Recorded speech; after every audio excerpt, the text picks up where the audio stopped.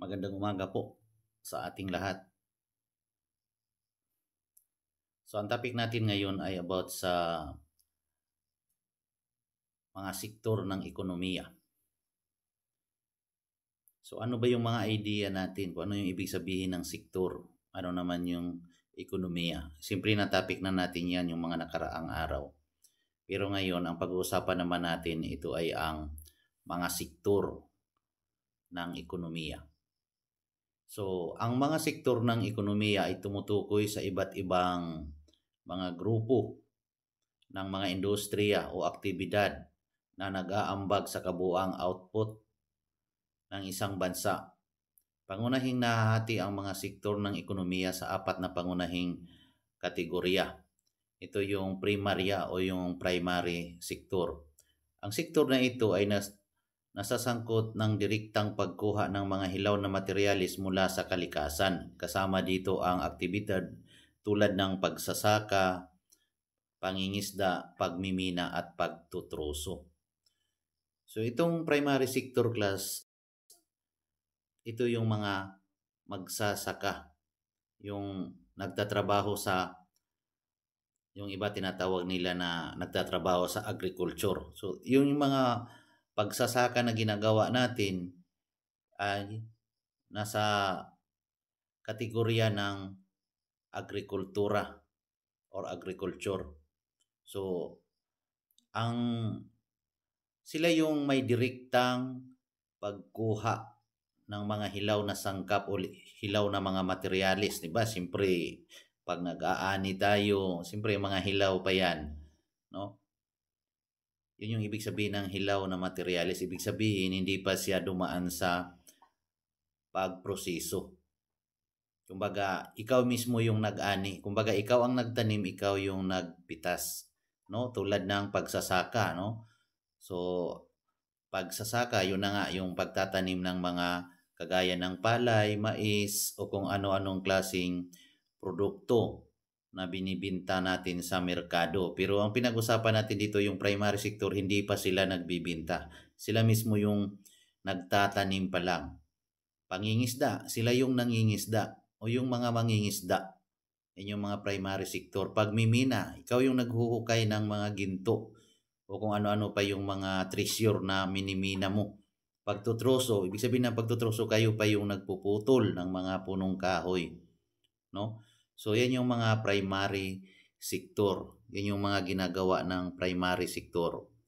Ang sekundarya naman o yung secondary sector, primary din secondary, ito yung sekundarya, yung pangalawang sektor. So ang sektor na ito o sa sektor na ito, ang mga hilaw na materyales ay naproseso at ginagamit sa paggawa ng mga bagong produkto. Kasama dito ang mga industriya tulad ng pagmamanufactura, yung manufacturer, nila yung mga manufacturer, construction at pagproseso ng mga pagkain, yung mga pabrika, sila yung nagproseso ng mga pagkain. Ibig sabihin nun, yung mga processed foods, gaya ng sausage, ham, mga sardinas, yan yung mga processed foods. Basta sila yung nagpo-proseso, kumbaga dumaan na to sa kanila, yung sila din yung nagmamanufacturer, sila yung gumagawa ng mga hilaw na produkto kung saan pinoproseso nila, binamanufacture. Yung sa construction naman, sila na yung nagtatrabaho, kumbaga ano yung ginagawa nila. So construction, proseso ng pagkain, pag ng mga processed foods, no, pinoproseso nga. At saka pagmamanufactura, o ibig sabihin pagmamanufacturer, yun yung mga secondary, yung mga pabrika na yan. So yung tertiary naman dito, o kaya tertiarya, ang sektor na ito ay nagbibigay ng mga serbisyo sa mga tao at negosyo. Kasama dito ang mga aktibidad tulad ng kalakalan, pagbabangkoy, edukasyon, pangangalaga sa pangkalusugan at turismo. So yung tertiarya naman o kaya yung pangatlo na sektor, sila yung nagbibigay ng serbisyo sa mga tao at negosyo. So, ibig sabihin nito, isa sa mga halimbawa dito, yung mga manpower, no? Sila yung nagbibigay serbisyo sa mga tao, kumbaga nag-o-offer sila ng mga trabaho.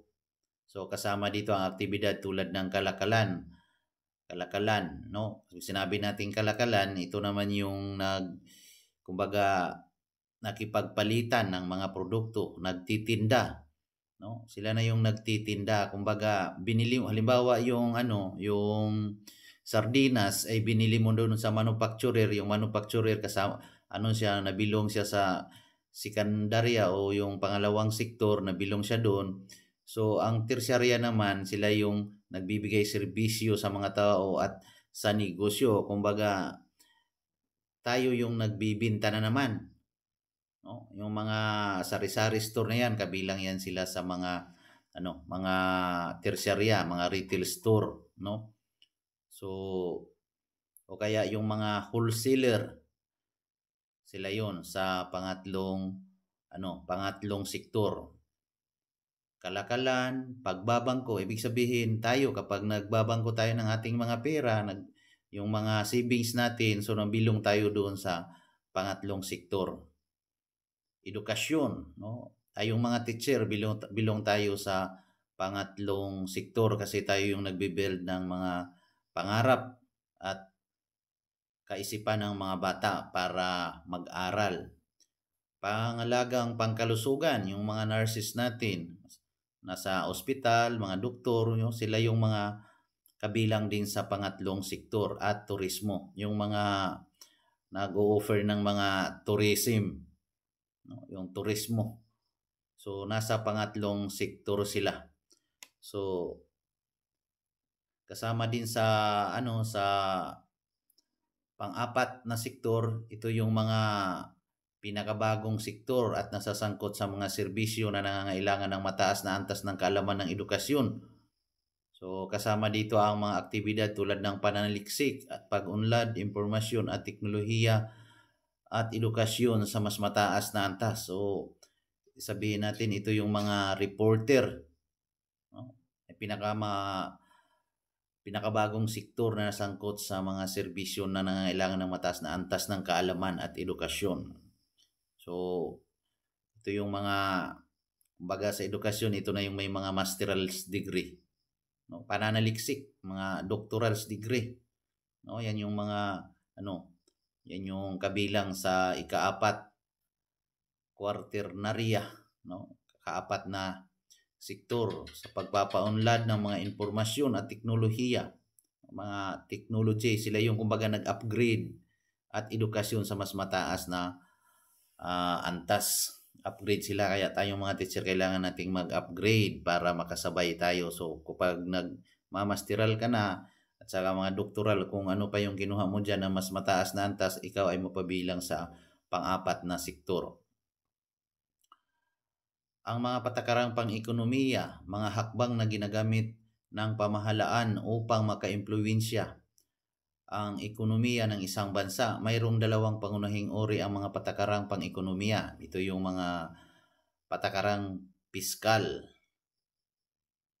So, ang patakarang piskal naman ay tumutukoy sa paggamit o paggasta ng pamahalaan at pagbuwis upang maimpluwensyahan ang ekonomiya. So, yan yun. Halimbawa dyan, yung pagtaas ng paggasta ng pamahalaan ay maaaring mag-uudyok sa ekonomiya, habang pataas ng buwis ay maaaring magpabagal dito. Habang ang pagtaas daw ng buwis ay maaaring magpabagal dito. Ito yung patakarang piskal. No, tumutukoy ito sa paggamit o kaya paggasta ng pamahalaan at sa pagbubuwis. Ibig sabihin, yung pamahalaan natin, may mga budget yan para doon sa mga gaya ng infrastruktura, paggawa ng tulay, kalsada, no, pagpapaayos ng mga building. So yan yung mga ginagawa ng natin, ang pamahalaan natin. So kasama siya doon sa patakarang piskal, no? At pagbubuwis upang ma-impluwensyahan ang ekonomiya. So tayong mga taxpayer, kailangan nating magbayad ng buwis sa ating gobyerno. 'Di ba?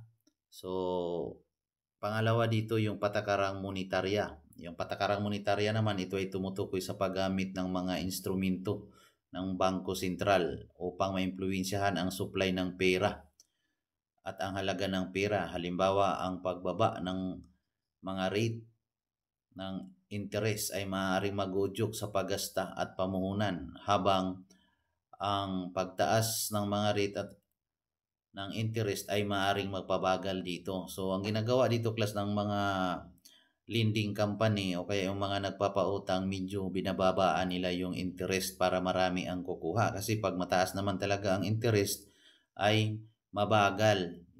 So, ibig sabihin, konti lang yung mamumuhunan o manghiram ng pera sa kanila. Kaya nagbibigay sila ng mababang interest at saka kung ano yung mga serbisyong ginagawa nila. Nagbibigay ng mga insurance, ganun, para maakit ka nila na mangutang sa kanila. So, ang mga patakarang pang-ekonomiya ay maaaring gamitin upang makamit ang iba't ibang mga layunin. So, tayo ay may karapatan na mangutang. Once na qualified ka sa mga requirements na hingi nila, ay posibleng magkaroon ka ng utang o bibigyan kanila ng pagkakataon na mangutang sa kanila. Paglago ng ekonomiya. So, dito gagawin natin sa mga perang inutang natin, dito yung pagkakagastusan natin. So, paglago ng ekonomiya. Ang pamahalaan ay maaaring gumamit ng mga patakarang pang-ekonomiya upang pasiglahin ang paglago ng ekonomiya sa pamamagitan ng pagtaas ng paggasta at pamumuhunan. So, ibig sabihin dito, class, ay gumagasta tayo ng medyo mataas o kaya quality. Namumuhunan tayo ng medyo mataas para lumago yung ekonomiya ng ating bansa. So, nang sa gayon ay lumaki din yung income natin at saka dyan napapasok yung magsisitaasan na yung mga presyo ng mga produkto. So, pag-control sa inflasyon. So, dito naman kailangan nating kontrolin yung inflasyon. Ibig sabihin ng inflasyon, ito yung pagtaas ng presyo ng mga bilihin at serbisyo. So, ngayon pataas na ng pataas yan, kaya wala na tayong magawa dyan. Yan ay epekto ng inflasyon. Ang pamahalaan ay maaaring gumamit ng mga patakarang pang-ekonomiya upang kontrolin ang inflasyon sa pamamagitan ng pagbabawas ng supply ng pera at pagtaas ng mga rate ng interest. So, halos ganun din. Pag tumaas yung mga rate o kaya interest ng pera na ating inutang o kaya bawasan yung supply ng pera, nakokontrol ba ang inflasyon? Palagay ko hindi, di ba?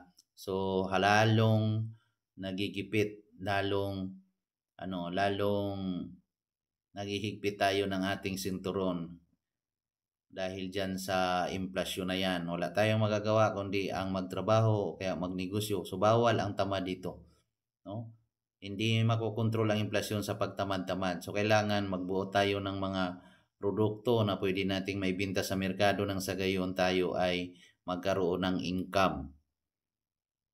So, yan yung sinasabi na paglikha ng mga produkto. So, ang paglikha ng mga produkto, ang pamahalaan ay maaaring gumamit ng mga patakarang pang-ekonomiya upang lumikha ng mga produkto sa pamamagitan ng pagtaas, paggasta ng mga proyekto, infrastruktura at pagbibigay ng mga insentibo sa mga negosyo. So, yun ang binanggit ko kanina na kailangan magkaroon tayo ng trabaho.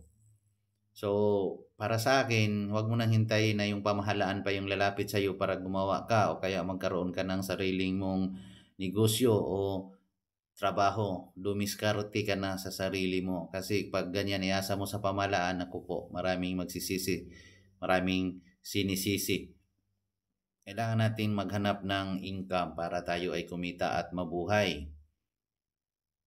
So, next naman dito yung pagpapabuti ng balansi sa pagbabayad. Ang pamahalaan ay maaaring gumamit ng mga patakarang pang-ekonomiya upang mapabuti ang balansi ng pagbabayad ng bansa sa pamamagitan ng pagpapalakas ng halaga ng pera. So, yan ang kailangan ng pamahalaan natin, no? So, kailangan daw nating mapabuti at nasa balansi ang pagbabayad para mapalakas natin ang halaga ng ating pera. So, dito naman ay ang mga patakarang pang-ekonomiya ay mahalagang kasangkapan para sa pamahalaan upang impluwensyahan ang ekonomiya ng isang bansa. Gayunpaman, mahalagang tandaan na ang mga patakarang ito ay mayroon ding mga limitasyon at maaaring magkaroon ng hindi inaasahang epekto. So, ganyan class, no? So, nasa atin pa rin. Huwag nating asa sa pamahalaan. Maraming sinisisi nila yung pamahalaan dahil daw sila ay mahirap kung ano-ano yung mga ano nila. So, remember class na ang ikatagumpay ng sarili mo ay hindi nakasalalay sa pamahalaan kundi nasa sayo, no? Pagpatamad-tamad tayo, wala tayong tawag nito, walang mangyayari sa atin. Wala tayong karapatang kumain. Yan yung sabi ng Biblia na ang taong tamad daw walang karapatang kumain. Kaya bilang isang estudyante, kailangan mong mag-aral ng mabuti at magkaroon ka ng trabaho o kaya magkaroon ka ng negosyo para mabuhay ka ng disinte. Yan yun ang diyan, ang maipapayo ko diyan sa inyo. Kailangan mong tapusin kung ano yung mga pangarap mo sa buhay mo. Kailangan mong panindigan yan. No, gaano man kahirap o yung mga pagsubok sa buhay natin, kailangan nating kumayod. So, thank you for watching.